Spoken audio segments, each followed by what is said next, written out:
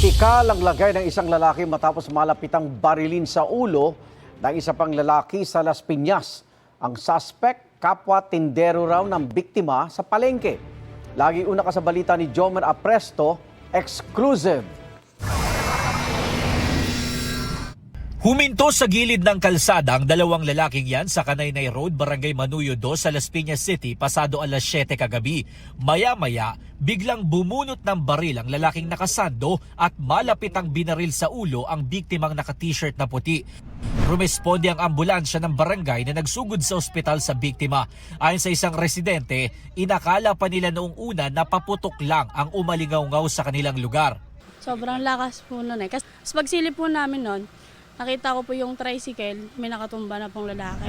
Ilang minuto bago ang pamamaril, nakuhanan pa sa CCTV na napadaan sa tapat ng satellite office ng barangay ang sospek at biktima. Mahigit 100 metro lang ang layo ng barangay hall mula dito sa Kanaynay Road kung saan binaril ng sospek ang biktima bago siya tumakas papunta sa direksyon ng Parañaque City. Pumunta kaagad kami sa police station, tapos dumiritso kami doon. Dito ang tama. Tapos lumubo rito.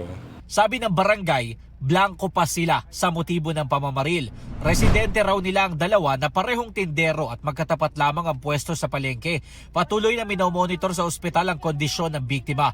Patuloy rin ang follow-up operation ng pulisya para mahuli ang sospek at malaman ang totoong motibo sa pamamaril. Ito ang unang balita. Jomer Apresto para sa GMA Integrated News. Igan, mauna ka sa mga balita, mag-subscribe na sa GMA Integrated News sa YouTube para sa iba't ibang ulat sa ating bansa.